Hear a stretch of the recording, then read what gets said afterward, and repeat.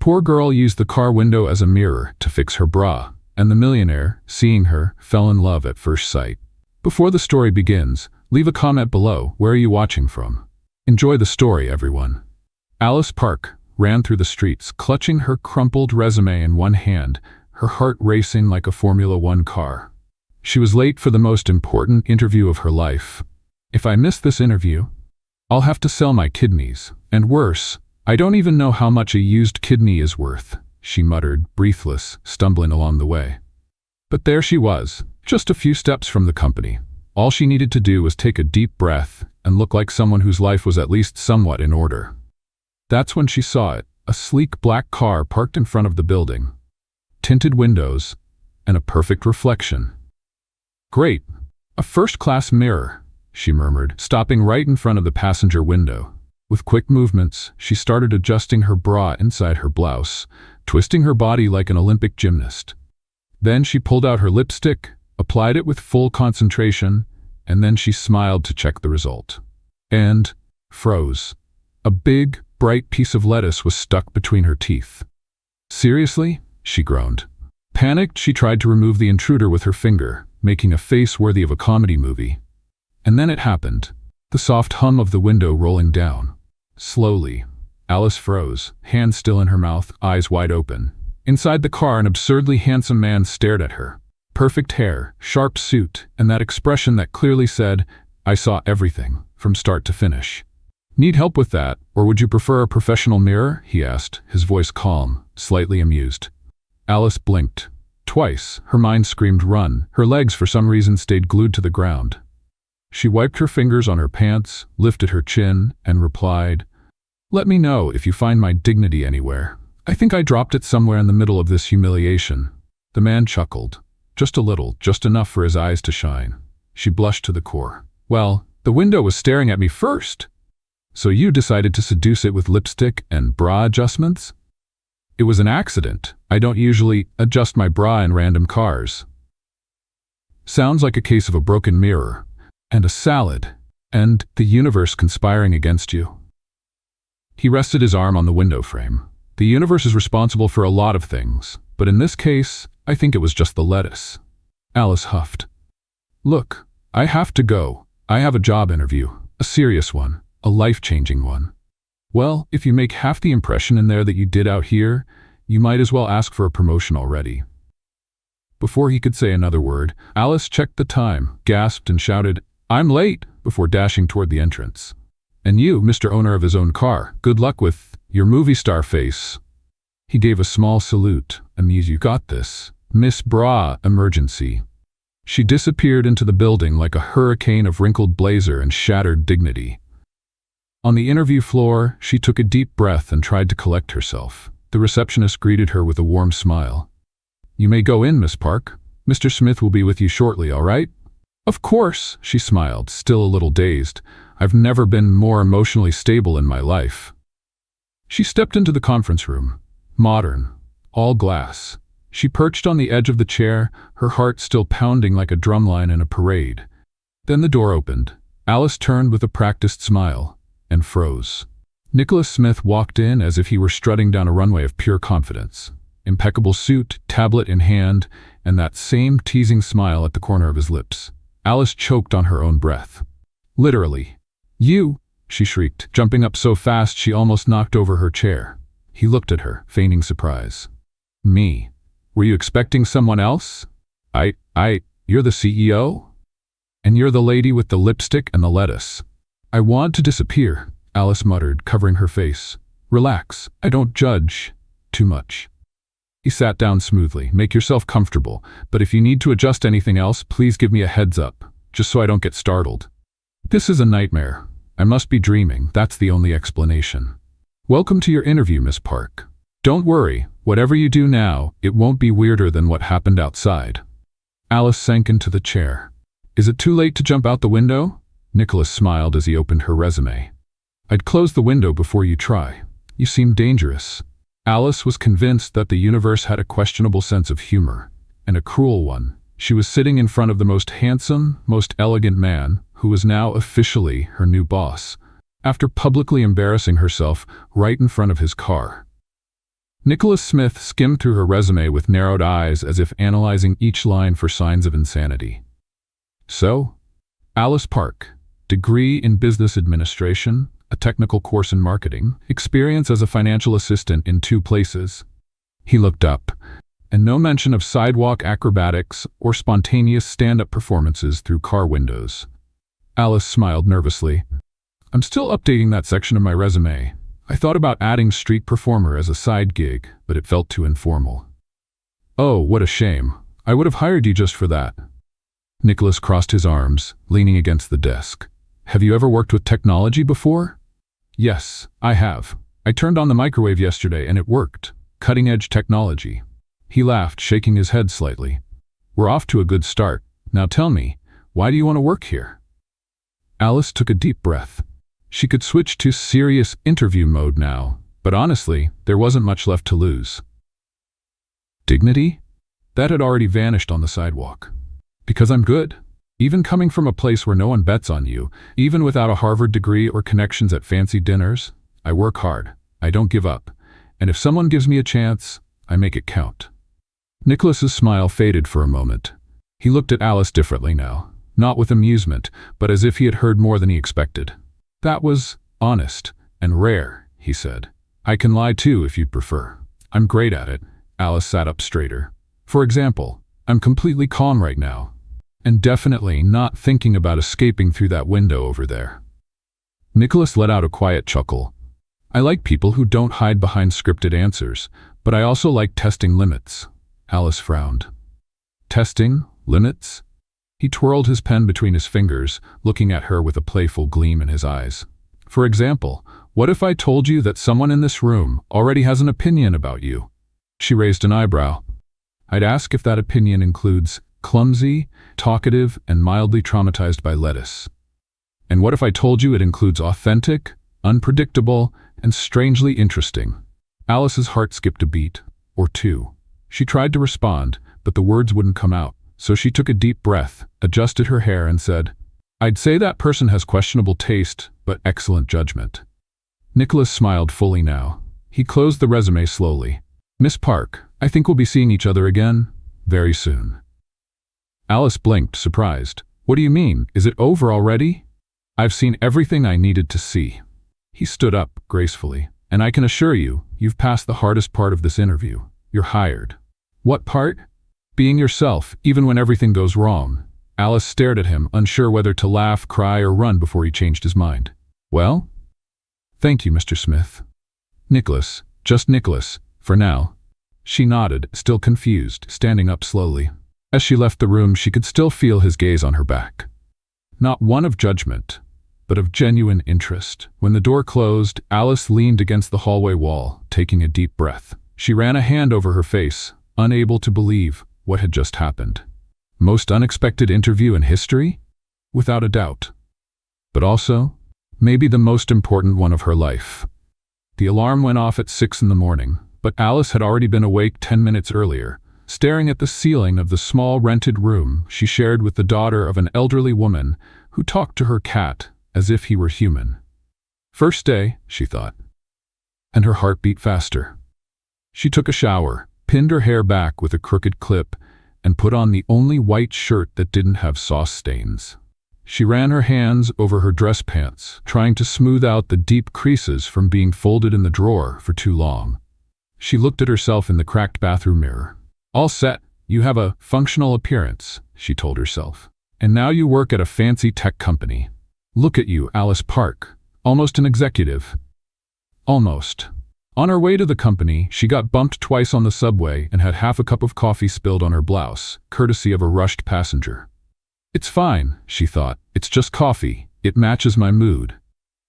At the reception desk of NewGen Corp, she was greeted by a friendly assistant who led her to the department where she would start as an administrative assistant for the development team. The floor was sleek and modern, with glass walls, ergonomic chairs, and people dressed as if they were always heading to an important event. Alice walked in slowly, trying to look confident. Her new badge gleamed as it hung around her neck. Hi everyone, I'm Alice. 3 heads turned, 2 shy smiles, a polite nod. Then, one of her colleagues stepped forward holding a cup of tea. Alice Park, right? I'm Emily. Welcome to the jungle.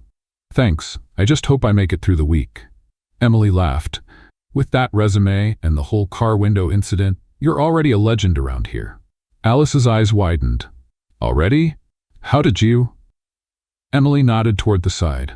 Someone on the third floor saw everything reflected in the glass. They said you were putting on lipstick, adjusting your bra, and, well, you know the rest. The story spread through half the company before lunch. Alice groaned. Great. First day, and I'm already office folklore. Oh, but you're a charming character. Emily winked. Come on, let me show you your desk. Alice's workstation was between an artificial plant and a noisy printer. It wasn't the CEO floor, but it was her own little space. And that was enough. A little while later, Nicholas Smith walked down the hall, impeccable black blazer, phone to his ear, purposeful stride. He paused briefly when he saw Alice. Watch out for the coffee, and the lettuce too. Alice's eyes widened and she choked on the water she was drinking. Emily nearly spit out her tea. Miss Lettuce? She whispered as Nicholas disappeared down the hall. Oh, please, no. But it was too late. The news spread like Wi-Fi, and before lunchtime, a sticky note was attached to her desk with Miss Lettuce written on it, along with a doodle of a bra. I knew I shouldn't have gotten out of bed today, Alice muttered, dropping her head onto her desk. Relax, Emily said, laughing. Everyone gets a nickname sooner or later. You were just more efficient. The afternoon was filled with online training and a flood of technical information. Alice did her best to keep up, even though her brain was begging for mercy with each new spreadsheet. At the end of the day, she was filling out a report when a calendar notification popped up. Investor presentation, mandatory attendance. Location Auditorium B, accompanied by A Park. She read it again and again. Emily, who scheduled this? Let me check. Emily clicked around on her computer. Huh? It was Nicholas Smith himself. Alice felt her stomach turn. Me? In an investor presentation? On my first day? Looks like he has faith in you, or wants to see me trip on stage and go viral on LinkedIn. On the way to the auditorium, she tried to stay focused. Breathe. Pretend she wasn't about to be thrown to the sharks. Nicholas was waiting at the entrance. Alice, punctual. That's rare around here. Hi, so... You really want me in this presentation with you? I like surprises. You're good at them. I usually don't do presentations. I sit in the back and eat cookies. Today you're trading cookies for the front of the stage. Just follow along, observe. You don't have to say anything, unless you want to. Alice took a deep breath. Okay, but if I pass out, I expect hazard pay. They walked into the auditorium. Executives and investors filled the room, all dressed as if they had stepped out of an expensive magazine. Nicholas presented the project confidently, but at one point there was an awkward silence after an unexpected question about how younger audiences would respond to the product. Nicholas turned to Alice. Any thoughts? Alice froze. All eyes were on her. Maybe using humor and real-life situations in the marketing. Show that technology isn't just for experts, but also for people who feel like hackers just by using a microwave. A few chuckles spread through the room. Someone nodded. Another person commented, good point. Nicholas gave a subtle smile, as if to say, I knew it. As they left the auditorium, he remarked, Congratulations, you survived your first day. Just barely, but I survived. And you even got a nickname. That will haunt me forever. Maybe it'll become your trademark. Alice laughed, and for the first time that day, she felt like she truly belonged. Alice Park woke up feeling like her brain was still in sleep mode. Her body, however, seemed to have already switched to emergency mode, as if sensing that the day ahead would be full of surprises. She sat up in bed, glanced at her phone, and let out a dramatic sigh. Second day of work, and I still have a job. Is this a miracle or a clerical error? She got up, brushed her teeth, and put on her best pair of dress pants, the least wrinkled ones, and a beige blouse with slightly uneven buttons but plenty of personality. She slipped on the only pair of heels she had that were still in one piece, tied her hair back, and applied a more subtle shade of lipstick. No lettuce, no surprises, no disasters today, she thought. Let's play a little game with those who only read the comments. Type pizza in the comments. Only those who made it this far will understand. Now let's get back to the story. As soon as she arrived at Nugent Court, the receptionist recognized her with a smile and a quick nod. Alice responded with an awkward wave and headed straight to her department. Emily was already there, leaning over a spreadsheet and chewing on a protein bar like it was cardboard. "Survived the initiation, Miss Lettuce?" Emily asked without looking away from the screen. "Barely, but I'm alive." "Great, because there's an important meeting today. And apparently you've been called in to attend. Again." Alice stopped in the middle of the hallway. "You're kidding. Another presentation?" "Not exactly. Today is a big alignment meeting with investors and strategic partners. The kind where everyone pretends they know what they're doing and prays they don't get called on." Alice's eyes widened. "And I was picked. Why?" "Rumor has it Nicholas liked your down-to-earth touch in the last presentation. He wants to see if you can do it again, but with less improvisation and more composure." "I don't even know what composure is before 10 in the morning. Then grab some coffee, freshen up, and pretend you were born ready." Alice tried to laugh, but her stomach was already in knots. She went to the office kitchen, grabbed a cup of coffee, and returned to her desk where an email was waiting for her. "Executive meeting, 10 a.m. on the 25th floor. Dress code, confidence." "Dress code, confidence?" she muttered. "Can I rent that by the hour?" 20 minutes before the meeting, Alice went to the bathroom for a final touch-up. She fixed her hair, checked her teeth, no veggies stuck, thank God, and took a deep breath. As she stepped out, her heels clicked confidently against the shiny floor, until a loud snap echoed through the hallway. She froze, looked down at her right foot.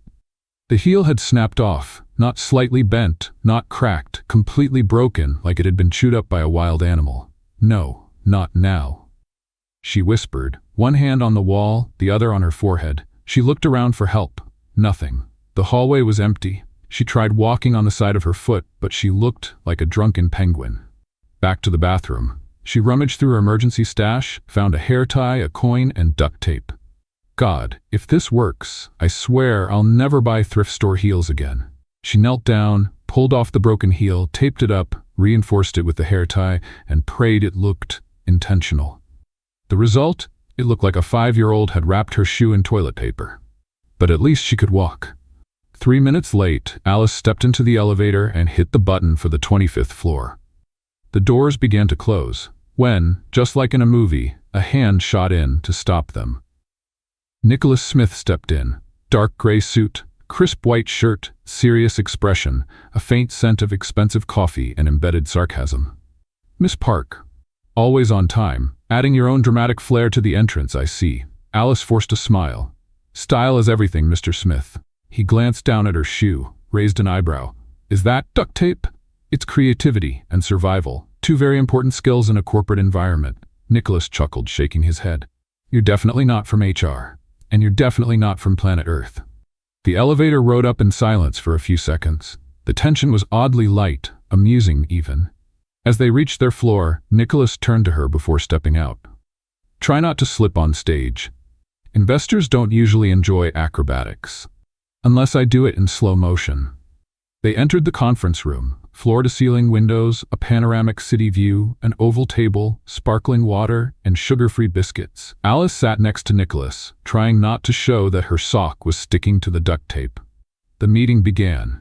Data, charts, growth projections, discussions on innovation and goals. Alice took notes, even though half the terms sounded like a foreign language.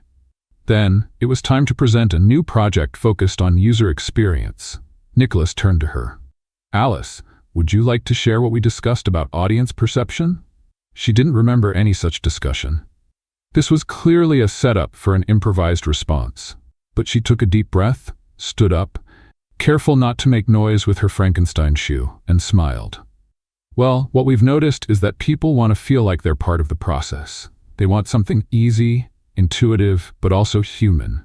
Something that doesn't feel like it was made only for people who say cloud computing effortlessly." A few chuckles, some nods. "Our idea is to create a lighter interface, with simple language and a design that feels welcoming. Like an app that says everything's fine, take a deep breath, and click here." The investors laughed. One of them, wearing a beige suit and with silver hair, even commented, "Finally someone who speaks our language." Alice sat back down, her heart racing. Nicholas simply said, "Excellent." After the meeting, as everyone was leaving, he walked up to her. "You know you stole the show, right? I hope it wasn't because of my shoes. That too, but mostly because you made everyone understand something complex in such a simple way. It's a gift, the same one that makes me choose bad coffee and even worse shoes." Nicholas looked at her for a moment longer than necessary. His expression was almost soft. "Do you have plans tonight?" Alice blinked, twice, 3 times. "Is this an invitation?" "A professional one. The executive team is having dinner with some partners. I thought it would be good for you to come. But, of course, change your shoes first." She laughed. "As long as I don't trip on the way there, sure. Just tell me if the menu includes all-you-can-eat sushi or more graphs. I'll send you the details by email." "And Alice." She turned around. "Thanks for today, really." Alice walked to the elevator with her patched-up shoe and a heart beating as fast as the tape holding it together, already worrying about what to wear to such an elegant dinner. Alice stood in her room, staring at her closet like it was a multiple-choice quiz where all the answers were wrong. Black, because it's slimming. Plain, so it doesn't draw attention. Long, because I forgot to shave my legs. She pulled out the only black dress that still fit without requiring a miracle or a miracle worker. She slipped on a pair of flats that had danced more than she had at every wedding she'd ever attended and applied her lipstick with the precision of someone drawing a map. Her phone buzzed. It was the email with the dinner details. French restaurant, 8 o'clock. Dress code, formal. And one important note. "No duct tape, please." "All right, no duct tape. But if my shoe falls apart again, I'll have to hold it together with a prayer." At the subway station, Alice rode the escalator with the grace of someone who almost tripped twice. She walked 3 blocks to the restaurant, dodging a puddle, an elderly woman with a shopping cart, and a skateboarder who nearly ran her over. When she saw the restaurant's facade, she held her breath. It looked like something straight out of a French movie. Dim lighting, people wearing coats that cost as much as her rent, and a waiter at the door who seemed like he'd just won a posture competition. "Good evening. How may I help you?" he asked, with an accent that had to have been perfected by watching Louvre documentaries. Yes, I'm with Nicholas Smith's group." Alice tried to sound sophisticated, but the backpack on her shoulders wasn't helping. "Mr. Smith's guest?" "Guest? No. Employee. A salaried one, I swear. I only accompany him in meetings, I promise." The waiter didn't react. He just nodded and led her to a table in the back. Alice adjusted her dress as she walked, trying not to trip on the plush carpet. And then she saw Nicholas, alone, sitting there, wearing a perfectly tailored blazer, holding a glass of wine, and looking like the kind of person who picks wine just because it has a fancy French name. "Where's the team?" she asked, standing there as if she'd just walked into a prank. "They canceled, last minute." "All of them? Remarkable coincidence, isn't it?" Just like when you trip and fall right into your crush's arms. Totally unplanned." Nicholas smiled. "Have a seat, Alice. It's just a work dinner, with cloth napkins and a waiter who silently judges you." Alice sat down, adjusting the chair, which seemed to have been designed by someone who had never actually sat in one. "Just a work dinner. In a restaurant where the menu doesn't have prices. This never ends well. Relax. If something is too expensive, we'll just pretend it tastes bad." The waiter returned with the menu. "Good evening. Would you like something to drink?"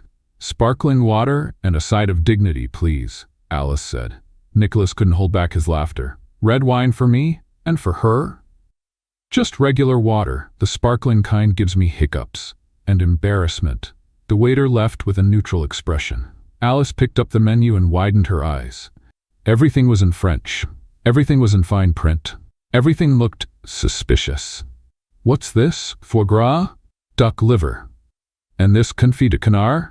Duck again, but now it's confit. Don't ask me how." So basically the duck dies twice and still ends up as both the appetizer and the main course. Someone needs to tell this duck he's sacrificing way too much. They laughed.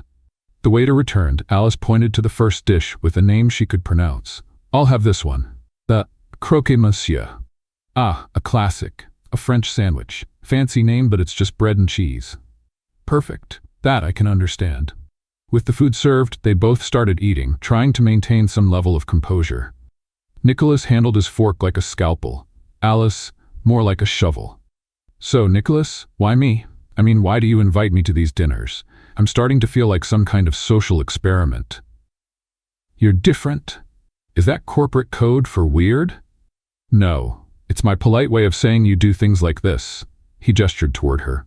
Like dropping your napkin 3 times and trying to hide it with your foot. Alice blushed. I'm practical. I use my feet as an extension of my arms. It's evolution, not clumsiness. And yet you managed to impress a room full of investors yesterday. I thought they were going to throw me out the window. They almost gave you a standing ovation. Probably because they thought I'd explode if they didn't. Or because you talk to them like real people. And that, well, that's something a lot of meetings lack. You have a rare skill. Stammering and covering it up with jokes? Exactly. Alice laughed, wiping the corners of her mouth. And you? Have you always been like this? Calm, CEO-like, sophisticated, with hair that looks straight out of a fancy shampoo ad? Oh, absolutely. I was born wearing a blazer with a business plan under my arm. Liar. You look like someone who was a total bookworm in school. I was the kid who corrected the teacher. Wow, I was the one who copied from classmates and still got it wrong. Amazing how we ended up having dinner together. That's the power of networking, or pure chaos. The waiter arrived with dessert, a chocolate creation so perfect that Alice went silent for 5 whole seconds.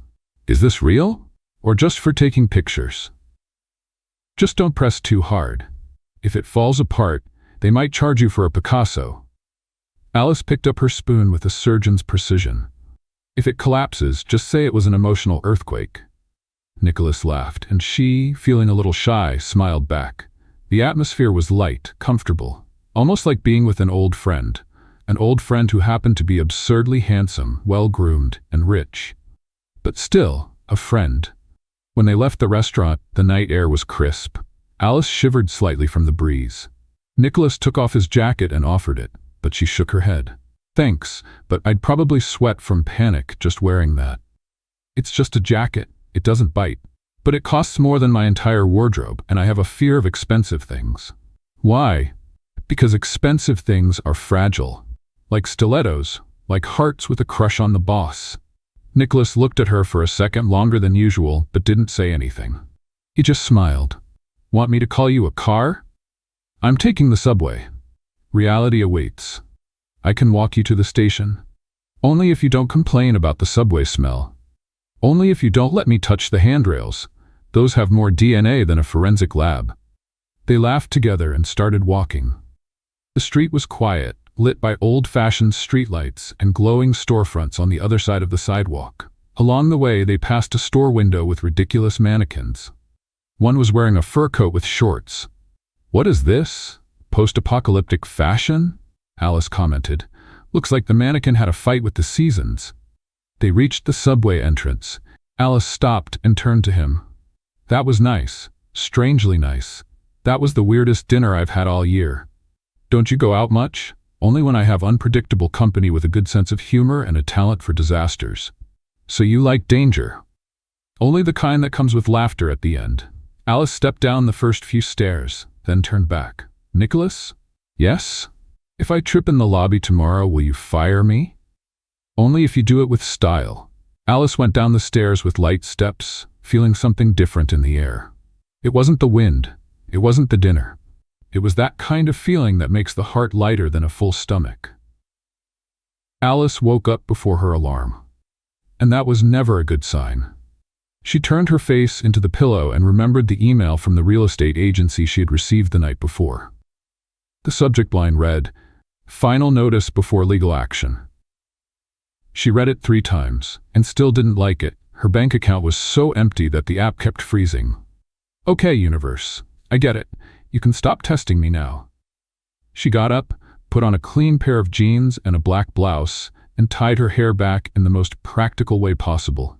She poured some coffee into a travel mug, or more like a mix of coffee and sheer willpower, and rushed out the door.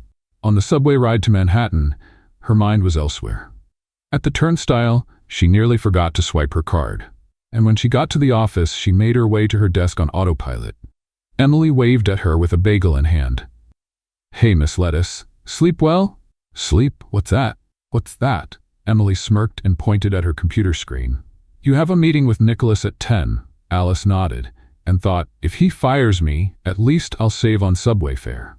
When Alice walked into Nicholas's office, he was looking through some papers and drinking coffee without sugar, which, in her opinion, should be a crime. Good morning, Alice. Have a seat. I have something to show you. She sat down, trying not to look too concerned. I'm listening. I want you to take charge of a special project. It's something that's been on hold but has a lot of potential. Alice took the folder he handed her. She read the first few lines. There were numbers, graphs, and words she had to read twice. This is complex. It is. But you have the right approach. You're direct, creative, quick, and different. Alice looked at him surprised. Me? Really? Yes, you. But there's a catch. It'll take extra time. You may have to stay late. Does it come with extra pay? Nicholas nodded. It does. You'll be compensated. That's when Alice felt a small wave of relief. I'll do it. She tried to hide her relief, but Nicholas noticed. Is everything okay? He asked. Alice hesitated. More or less, just some personal stuff. He simply said, if you need anything, let me know. She nodded, left his office, and went straight to her computer.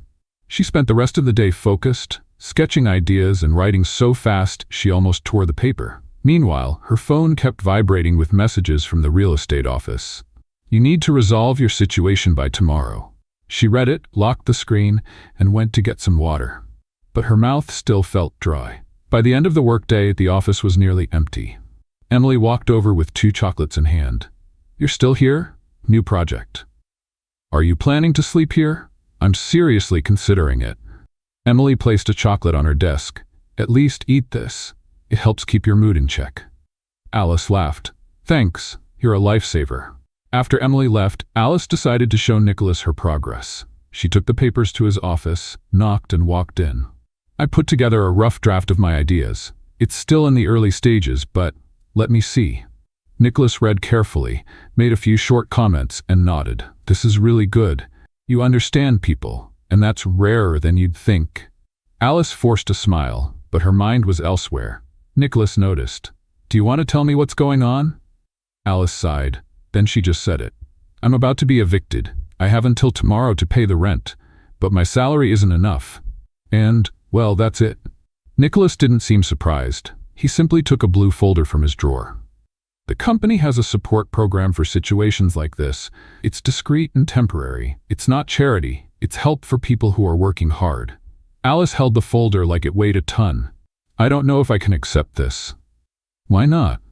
Because it hurts. It feels like I'm failing. Accepting help isn't failing. It's just living with a little less weight on your shoulders. Silence. She closed the folder. Can I think about it? Of course. But think carefully. That night, Alice got home with aching feet and a spinning head. She opened the folder, read everything, and realized it could cover her rent and a few small bills. It wasn't permanent, just a breather. All right, I'll take the breather. The next day, she arrived early. She went straight to Nicholas's office, folder in hand. Good morning. Good morning. I thought about it, and I accept. Nicholas nodded. Everything will be fine. Thank you. Now get back to work. We have a tight deadline. Alice smiled and left. Her steps felt lighter, and for the first time that week, she didn't feel as alone as she thought she was. On Monday, Alice arrived at work full of ideas and a small feeling that maybe she could change something, even if it was just the background color of the presentation slides. She sat at her desk, opened her laptop, and took a deep breath. She had decided to structure the project the way she would want to understand it. Clear, to the point, and with simple examples. As she typed, she chuckled at some of the comparisons she came up with. Using this system should be as easy as making instant noodles. 3 steps and you're done, she murmured, taking notes. Emily walked by with a water bottle. Talking to yourself already? Only when I have good ideas. Then I hope you start giving lectures. Alice spent the day working on a different kind of presentation. Less technical, more practical. She mixed simple graphs with natural, conversational phrases. She swapped out complicated words for everyday comparisons. The more she worked, the more it made sense. In the afternoon, Nicholas appeared beside her desk. You look focused. I am, but this is just the first draft. Can I see? She turned the screen toward him. Nicholas read it carefully, then looked at her. "This is excellent, really." Alice smiled, a little surprised. "I thought you'd find it too informal." "That's exactly what makes it good. It's clear, direct, and builds confidence." He paused.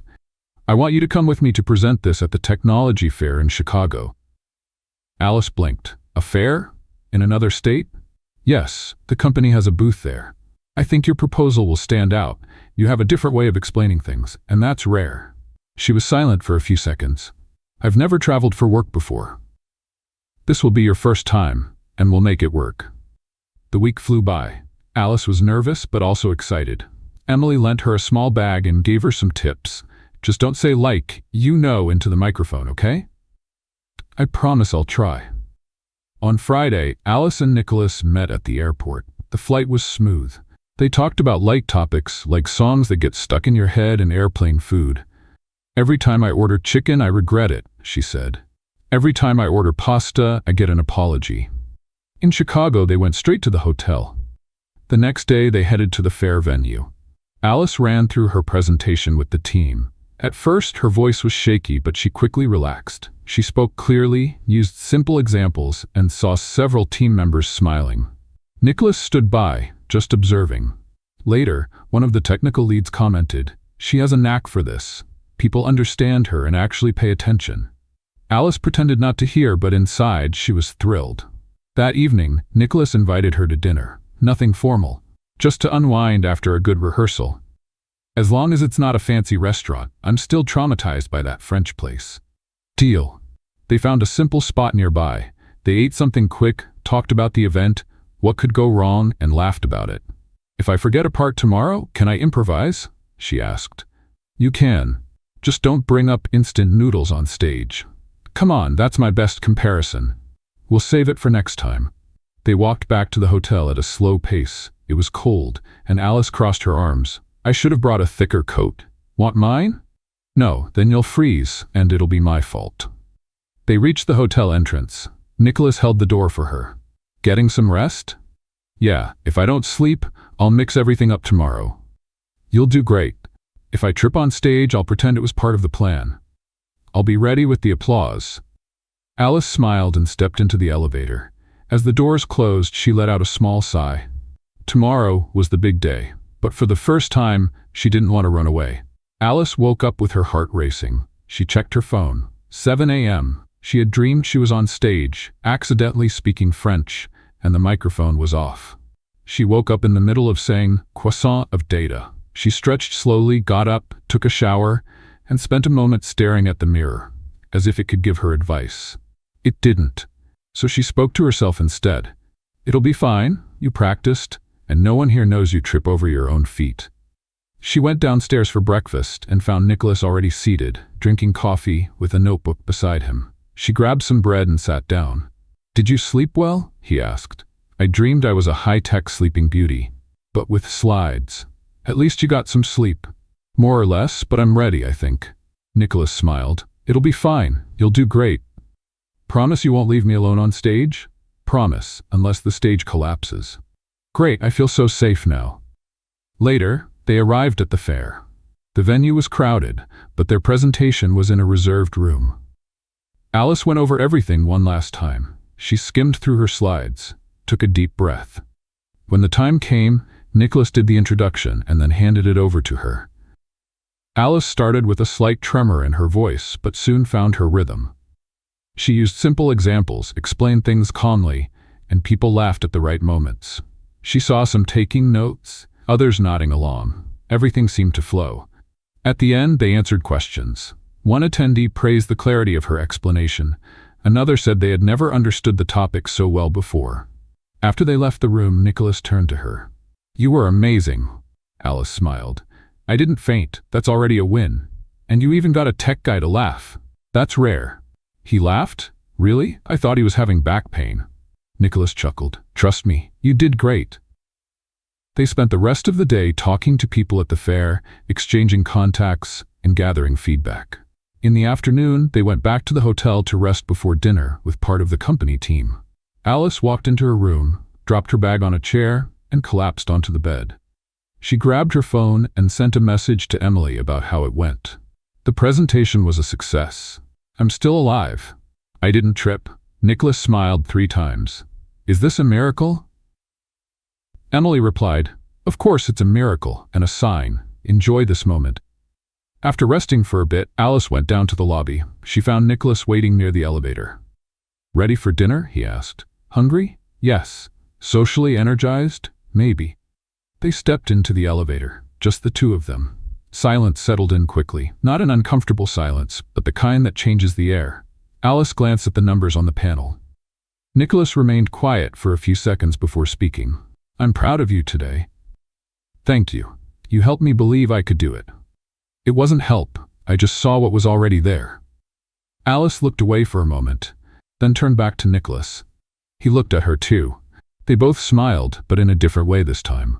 The elevator suddenly stopped. Alice's eyes widened. Was that what I think it was? Yes. Looks like it's stuck. Is this some kind of joke from the universe? Maybe the universe likes playing with you. Alice let out a nervous laugh. All that's missing now is the lights going out. The lights flickered off for 2 seconds, then came back on. You've got to be kidding me, she muttered. Nicholas reached for the emergency button and pressed it. A voice answered from the other side, assuring them that the issue was being resolved. Well, we're stuck, he said, leaning against the wall. Alice took a deep breath. Okay, no panic. I just have to pretend this is normal.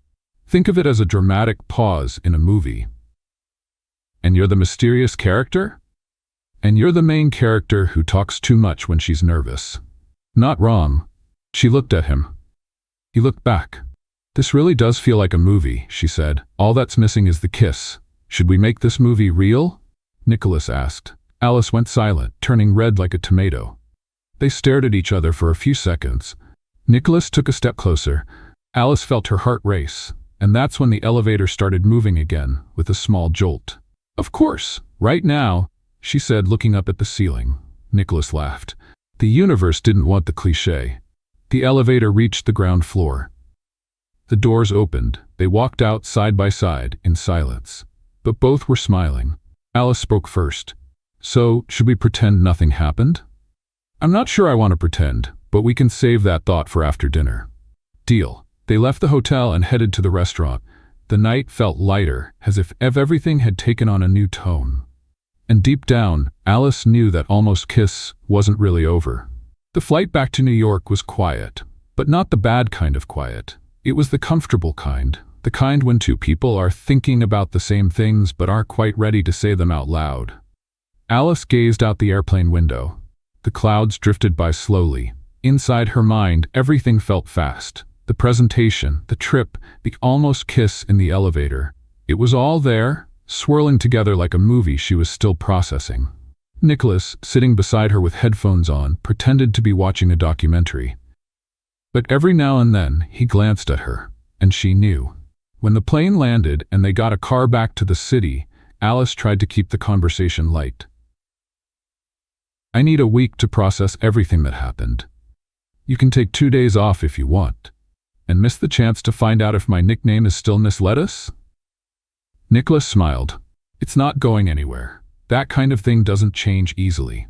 At the entrance of the office building, Alice hesitated for a second before stepping inside. Should we just pretend it was a regular business trip? If that's what you want, sure. I'm not sure if I want that, but it's easier for now. Then it's a deal. On Monday, Alice returned to the office as if walking into familiar territory. But now, it felt like she had an invisible sign around her neck that read, "Being watched." It didn't take long to notice the looks. People whispering by the water cooler. Colleagues exchanging amused smiles when she walked by. Emily was the first to bring it up directly. I know everything. Alice didn't even need to ask. Everything about what exactly? That you and Nicholas got stuck in the elevator, and that there was almost a kiss. That story is spreading through the office like free coffee. Alice's eyes widened. What? How? Someone from the trip saw you 2 coming out of the elevator looking? Let's say, smiling. The news turned into a story. The story turned into office gossip. But no one saw anything. Nothing happened. But it could have happened. And that's even more interesting. Alice sighed. Great. Now I'm the main character of a corporate rumor. At least you're a likable main character." Alice tried to ignore it. She really did. But throughout the week she noticed the way her colleagues looked at her differently, as if she had leveled up without trying, and that made her uncomfortable. She didn't want to be remembered for a potential romance scene in an elevator. She wanted to be remembered for the project, for the presentation, for her work. And more than anything, she wanted to figure out what she was feeling. Nicholas seemed different too. He was still professional and attentive, but there was a new ease in their interactions. When they passed each other in the hallway, their eyes met for just a second longer. But they never talked about the trip, or the almost kiss. Until one day, after a long afternoon of meetings, Alice took the elevator alone. Nicholas stepped in just as the doors were closing. They stood there, in silence. Alice pressed the button for her floor. Nicholas kept his hands in his pockets. They avoided looking at each other, as if the small space between them was neutral ground. "I heard we're becoming an office legend," she said, breaking the silence. "I heard that too. And you're not going to say anything?" "I'd rather not add fuel to the rumors, but if you want, I can put out an official statement. Nothing happened in the elevator. Signed, the parties involved." Alice smiled. "I think that would only make people more curious." "Probably." Silence again. The doors opened. They stepped out together. "I need to talk to you later," Nicholas said. "About the project?"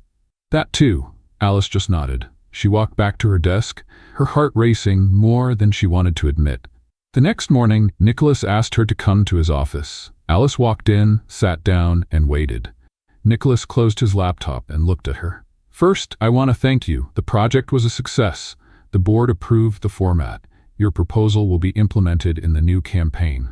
"Really?" She smiled, surprised. "That's incredible." "And it's because of you. You made it work. You brought a new approach. And more than that, you got people's attention." Alice took a deep breath. "I'm happy to hear that. I really put in the effort. And one more thing," he continued, "about everything people have been saying, I don't want it to affect you or your reputation here." "It already is, a little." "How do you feel about that?" She thought for a moment, looked at him, confused. "I never imagined that. Well, that I'd care so much about what people say, but I do, and I don't want to just be the elevator girl." "You never were." "Really?" "Alice, you're one of the smartest and most creative people who've ever worked here. And that's not an exaggeration." She was silent for a moment. "Thank you. I needed to hear that." Nicholas nodded. "And if you ever want to talk about anything, I'm here." Alice stood up. "Maybe one day, but right now I need to finish a report." "Of course." She left his office, her mind spinning. She had gotten everything she wanted: recognition, results, respect. But what she felt when she looked at Nicholas didn't fit into any report. That same day, Emily showed up at Alice's desk with a curious smile. "So, did he talk to you?" "He did, about the project and the rumors. And nothing. Everything stayed the same." Emily looked doubtful. "But is that what you wanted?" Alice sighed. "I don't know what I want. Sometimes you just need time, or a new elevator." Alice laughed. "For now, I think I'll take the stairs." Alice didn't know what was worse, the company's gala invitation or the fact that she had only 3 days to find something to wear. The invitation came by email, with elegant lettering and the word formal underlined. She read it 3 times to make sure it wasn't spam. Then she sighed and walked over to Emily's desk. "Did you see this?" "The gala? Of course. And before you ask, I already have a dress, booked a salon appointment, and picked out my nail color." "Of course you did? And you? Are you going?" "I don't know. The invitation is nice, but my bank account isn't." Emily gave her a determined look. "You're going, and you're wearing one of my dresses. But you're taller, and you know how to sew. You'll make it work." 3 days later, Alice was in the office bathroom struggling with the zipper of Emily's dress. It wasn't a perfect fit, but she could move, mostly.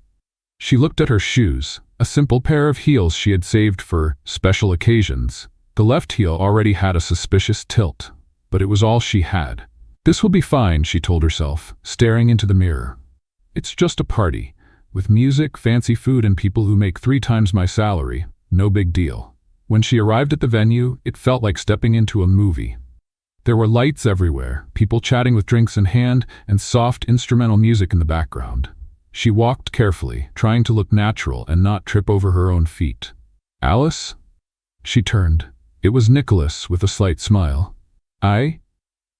She said, adjusting the strap of her dress. You look normal. I mean elegant, but normal for someone who's always elegant.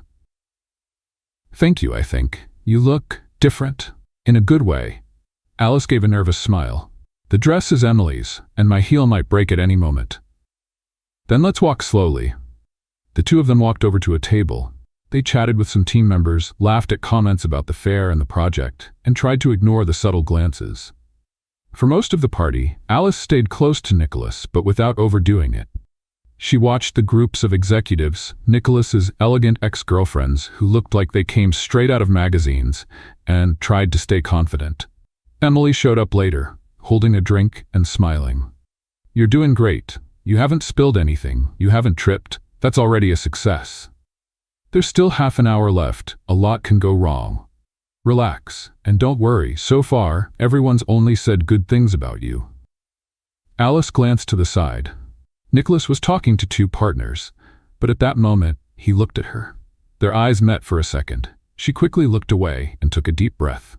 A little later, she felt something strange under her foot. Her left heel was wobbling more than it should. She tried to keep her composure, but when she took a small step to the side, she heard a snap. Oh no, she whispered. What is it? Emily asked. My heel gave out. It's crooked. Can you walk? Only if I waddle like a penguin. Come with me. Emily discreetly led her to a quiet corner of the garden next to the hall. There were fewer people there, and it felt calmer. Stay here. I'll see if I can find a spare pair of shoes with the event team. You're always so prepared. Somebody has to be.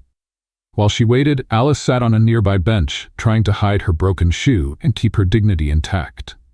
That's when Nicholas appeared. Everything okay? More or less, my heel broke, literally. Do you need help making a run for it? If I leave now, I'd at least like to walk straight, but I don't think that's possible. Nicholas sat down beside her. I thought you were shining in there, and then you disappeared, because my shoe betrayed me, and I didn't want to become the talk of the night. I think you already are, but in a good way. She looked at him. Are you sure? I am. They sat in silence for a few seconds. The sounds of the party felt distant. Do you remember when we met? She asked. Of course, how could I forget? I was adjusting my bra in the reflection of your car window. And you had lettuce in your teeth. Why did you hire me again? Because you're exactly what this company needed, and maybe what I needed too. She stayed quiet. Her heart raced. Nicholas turned toward her. Alice? But before he could say anything else, Emily reappeared, holding a pair of flats. Mission accomplished. Alice stood up, took off her broken heels, and slipped on the flats with relief. You saved me. Always. Nicholas watched with a smile as Alice walked more confidently again. There. Now I can go back with dignity. Or dance, Nicholas suggested. I don't know if I'm ready for that. We just have to make it to the center of the dance floor. The rest, we can improvise. Alice hesitated for a second. All right, but if I step on your foot, blame the broken heel. They walked to the center of the room. The music had slowed down. Nicholas held out his hand. Alice hesitated, then took it. They started dancing slowly. No rehearsed steps, just two colleagues trying to keep in sync. This is starting to feel like one of those movie scenes, she said. All that's missing is the ending. Alice laughed but didn't say anything. She just kept dancing, her heart a little lighter, her gaze locked on his. And at that moment, nothing felt broken anymore. Not the heel, not her confidence. Maybe, for the first time, even her heart felt whole. The following Monday, Alice arrived at the office with the feeling that something had changed. But she wasn't sure what exactly. Maybe it was the way Nicholas looked at her when they said goodbye that night, or the way she couldn't stop thinking about the moment they danced together. Or maybe it was just the effect of wearing flats all night. She tried to focus on work. She answered emails, reviewed spreadsheets, and organized a new proposal. But every time Nicholas walked by, she froze. The words in her head got all mixed up. He's just your boss, she muttered to herself. A boss who dances well and knows how to give compliments without sounding forced. But still, just a boss. Emily noticed her odd behavior by the second day. You're avoiding me, aren't you? It's not you. It's my head. Is it Nicholas? Alice made a face. And if it is, did something happen after the party? Alice thought before answering. Not exactly, but everything felt too close. Literally. Emily gave her a knowing smile. So you're afraid you really like him? Maybe I already do, and maybe he doesn't see it the same way? And what has he done since the party? Nothing. No message, no note, no comment, like nothing ever happened. Sometimes silence says more than we want it to. In the days that followed, Alice started to pull away. Not on purpose. It was more of a defense mechanism. She stopped having lunch at the usual time. She began sending reports by email instead of delivering them in person. When she needed to talk to Nicholas, she kept the conversations short and to the point. Nicholas noticed, of course. But he didn't say anything either. Then, on a rainy Thursday morning, he walked into the room where Alice was meeting with the team and gave a short presentation to the entire department. He talked about the company's progress, the new projects, and then he said, "But none of this would have happened without a team that believes in simplicity, and without people who see beyond the rules." Alice looked at him. He was looking straight at her. Betting on people who don't fit the mold was the best decision we made this year, and we're going to keep doing it. Everyone applauded. Alice stood still for a few seconds, trying to process it. After the meeting, Emily pulled her aside. "That was for you, and everyone saw it." He didn't say my name. He didn't have to. But instead of feeling relieved, Alice felt even more confused. She didn't know what to do with that kind of public recognition. It sounded nice, of course, but it also felt incomplete. And then, as if the universe wanted to complicate things even more, that same afternoon she received an invitation to a conference in another city. She had been selected to represent the company, lead a panel, and speak about simple innovation. The invitation had been approved by the board, and by Nicholas. Alice walked into his office, holding the printed email in her hands. "Did you know about this?" "I did. I thought it would be a great opportunity for you." "A whole week away?" "You'll be representing the company, but also yourself, everything you've built here." Alice hesitated. "Is this your way of pushing me away?" Nicholas looked at her, surprised. "Of course not. Why would you think that?" "Because we haven't really talked since the party, because everything feels strange." Silence. "I just thought you needed space," he finally said. "And I thought you'd changed your mind about everything." "I never did. I just didn't know how to move forward without pressuring you." Alice stared at the floor. "Maybe I do need to travel, to think." Nicholas nodded. "If you decide to go, we'll support you." She left his office with a mind full of thoughts. She spent the rest of the day trying to ignore them. The next morning, she confirmed the trip. During the week away, Alice tried to focus on the event. She attended meetings, watched presentations, delivered her panel successfully. She received praise, made contacts, got invited to new projects. But despite all of that, she still felt like something was missing. Or rather, someone was missing. Every time something went well, she thought, Nicholas would like this. Every time she saw something funny, she thought, I wish I could tell him about this. She didn't send him any messages. He didn't send any either. But every day she checked her phone, hoping for a notification. On the last day of the trip, Emily called her on video. I need to update you. What happened? Nicholas is more serious than ever. He's too focused and quieter. That's your fault. I just went to work somewhere else for a week. Exactly, and it feels like the whole company noticed. Emily, what? What if I come back and nothing has changed? Then you deal with it, but at least you'll know you tried. Alice hung up and stared out the hotel window. The city was beautiful, but it felt too far away from everything that mattered. The following Monday, she returned to the office. She walked into the building with steady steps but a racing heart. The elevator felt slower than usual. When she reached her floor, she was greeted with hugs, smiles, and a few jokes. The company was way too quiet without you, one colleague said. I didn't think I made that much noise. It was the good kind of noise. When she got to her desk, she saw an envelope. It was a note. You were missed. N. She held the paper for a few seconds. Then she carefully folded it and put it away. She felt an urge to run straight to Nicholas's office. But she didn't. Instead, she sat at her computer and took a deep breath. Alice tried to focus, organizing data for the new campaign, when something unusual caught her eye on the company calendar. Alignment meeting, creative team and CEO. Attendees, Alice Park. She frowned. It wasn't common to have a meeting with the CEO on a random Tuesday without prior notice, especially one that seemed to involve only her. She got up from her chair and walked to the meeting room where the conversation would take place. When she entered, Nicholas was already there, sitting at the table with 2 cups of coffee. "Hi, Alice," he said with a calm smile. "Have a seat for a moment." She sat down, a bit wary. "This doesn't feel like a normal meeting." "Because it's not. Actually, I just wanted to talk." She stayed silent, waiting. "I thought a lot about how to ask you here without making it seem awkward. But then I realized we've been through far more embarrassing situations than a simple invitation to talk." "I agree, especially if we think about lipsticks, bras, and car windows." They laughed together. It was funny how time made everything feel lighter.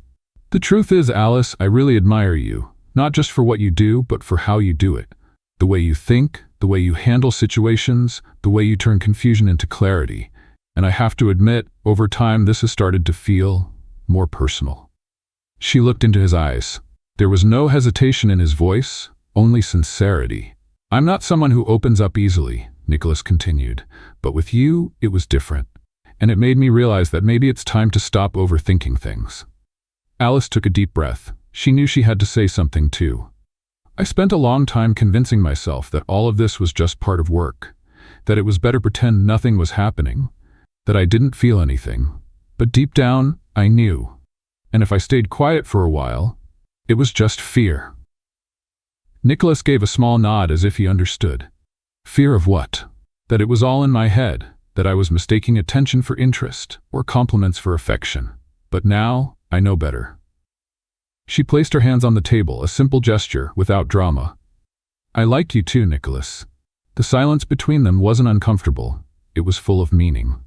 "So," he said, resting his arms on the table, "what do we do now?" "Well, you're great at making plans. What do you suggest?" "That we take things slow, but that we don't pretend nothing is happening." Alice smiled. "That sounds fair. And maybe we could go out to dinner, not as colleagues, not as boss and employee, just as 2 adults trying to figure out what they're feeling. As long as it's not at one of those places where the menu has no prices. I promise to pick a restaurant with readable prices," Alice laughed, "and no elevators for now." "Deal." Before she left the room, Nicholas handed her a small box. Alice opened it, expecting something formal, but inside was a keychain in the shape of a mirror, with an engraved phrase, "Warning, may contain lettuce and feelings." She started laughing before she even finished reading it. "Is this real?" "It is. Custom made." "You really took the joke all the way." "I prefer to think of it as style." Alice put the keychain in her bag with a big smile. "Can I say something?" "Of course. This is the corniest and sweetest thing I've ever received." Nicholas gave a small, satisfied bow. "My mission is complete." Alice stood up. "And now?" "Now you go back to work. I do too. And later I'll send you an address." "Promise it won't be a restaurant with a French name?" "CEO's word." Alice left the room feeling lighter. There was no kiss, no public declaration, but there was something even better. There was truth. The months that followed were nothing like Alice had imagined a relationship would be. She and Nicholas took things slow. A dinner here, a walk there. Nothing grand at first. And maybe that's what made it so good. At work, they kept things professional. But it was impossible not to notice the knowing glances, the quiet smiles, and the strategically timed messages. Alice would laugh to herself when she found notes stuck to her computer screen that said things like, "Meeting at 11 a.m., bring coffee and smiles," or "Emergency plan, lunch together, bring your appetite and your charm."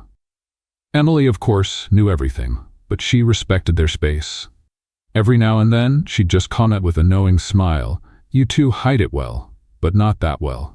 Alice felt like life was finally falling into place. No more doubts, no more fears. She felt secure and loved. Nicholas, on the other hand, seemed lighter. He still worked with the same dedication as always, but now there was a different spark in his eyes. A kind of peace that only someone who has found what they were looking for can have. Weekends became just for them. A museum visit here, a walk in the park there, a disastrous recipe attempt in the kitchen. They'd laugh at their mistakes and celebrate their small victories, like successfully putting together an entire piece of furniture without losing their patience. Alice discovered that Nicholas knew how to make pancakes, and that he loved bad sci-fi movies. Nicholas discovered that Alice collected mugs with funny quotes and that she talked to herself when she was nervous. One day, while watching the two of them walking hand in hand in the park, an elderly man approached and said, "When love is simple, it lasts longer." They just smiled because that was exactly how they felt. Simple love, yet full of meaning. A few months later, Nicholas invited Alice for a weekend out of town. He said he needed to disconnect for a bit and knew a peaceful place. Alice agreed, thinking it was just a small trip. She packed comfortable clothes, having no idea what was waiting for her. They arrived at a charming wooden cabin, surrounded by trees and overlooking a lake. Everything was calm, quiet. Time seemed to move slower there. On the second day, Nicholas suggested a boat ride. Alice, who had never been on a boat before, hesitated, but she agreed. In the middle of the lake, with the sun turning the water golden, Nicholas stopped rowing. "It's so beautiful," she said, looking around. "I waited for the right moment to do this," he replied, reaching into his pocket. Alice turned to him and saw a small blue velvet box. "Nicholas?" "I didn't prepare a long speech because everything I want to say you already know. I admire you, I respect you, and I love you. More than I ever thought I could love someone. You changed everything. You taught me to laugh at my mistakes, to not take myself so seriously, to believe that a simple life can still be extraordinary." He opened the box, a simple ring, but with just enough sparkle to bring tears to her eyes. "Alice Park, will you marry me?" She covered her mouth with her hand, laughed, then cried, "Yes, of course, yes." He slipped the ring on her finger, and there, in the middle of the lake, with the world completely silent, they held each other. No fireworks, no audience, just a yes, and that was everything. The wedding took place 3 months later. It was on a quiet beach at sunset. Alice wore a light dress, her hair loose in the wind, and a smile she couldn't hide. Nicholas wore a white shirt, calm on the outside, but his eyes were more emotional than ever. Emily was there, of course, and she cried before the ceremony even started. Close friends, co-workers, and family gathered for a simple ceremony, full of meaning. As Alice walked toward Nicholas, she didn't think about tripping, or the wind in her hair, or what others were seeing. She only thought about how, in that walk, she was moving toward the love she had always dreamed of, even when she thought she didn't deserve it. Nicholas held her hands firmly. "Today, I promise to make you laugh even on the hard days," he said, his voice trembling. "And I promise never to adjust my bra in a car window again," she replied, making everyone laugh. They exchanged vows, rings, and a kiss that sealed not just their love, but the journey that had brought them there. The reception was light-hearted, filled with music, dancing, and inside jokes. Nicholas took off his shoes right at the start. Alice received a new mug with the inscription, "The Lady of the Mirror and the Lettuce." They ran to the ocean and dipped their feet in the water, because that's how they did everything, with lightness and a touch of adventure. A few months later, Alice prepared a surprise. She waited for Nicholas to come home from work. She was nervous, her hands sweaty, holding a simple package. "I got you something," she said, handing it to him. He opened it, curious. It was a t-shirt. On the front, the words, "Dad in Training." Nicholas went silent. Then he looked at her. His eyes filled with tears. "Really?" Alice nodded, tears forming in her own eyes. 2 months. He pulled her into a tight hug, laughed, then cried, then laughed again. "You're joking?" "I'm not. There's a little heartbeat here, half mine, half yours. This is... He tried to speak but couldn't. He kissed her forehead, then her barely noticeable belly. "This is the best gift of my life." Better than pancakes?